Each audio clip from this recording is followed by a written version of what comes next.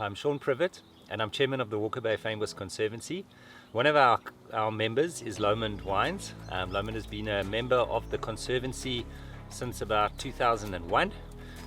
They're very involved in conservation and a lot of the land that they own has been included in a protected environment, which is a proclaimed nature area. And they have a number of wines which they call their single vineyard, their premium wines, which they've named after famous plants. One of their wines is named after this beautiful orchid. It's called Phantom, which is one of the common names for this orchid, Bonitea speciosa. Now, there's a remarkable 26,000 orchid species in the world, which makes it the most diverse plant family in the world.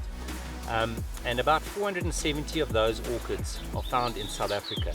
Many of them very rare, cryptic, small, mostly ground orchids. This is certainly one of the showiest of our orchids in South Africa.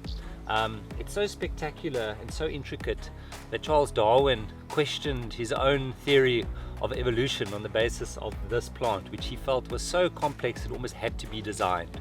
Interestingly, this plant is pollinated by hawk moths, which visit the flower just after dark. So for about 40 minutes to an hour after sunset, the flowers let off this beautiful aroma.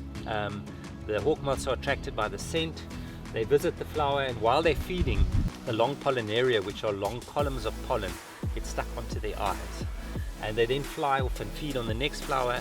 And as they're forced by the structure of the plant to have to come in from the side of the flower, and as they do that, only one pollinaria will be taken off per visit, and that's how the pollination happens. So a beautiful plant, certainly one of the most interesting in terms of its ecology, very spectacular when it flowers. There's few plants that are white and green in terms of their flowering, and certainly one of my favorites, and very worthy of a single vineyard Lomond wine.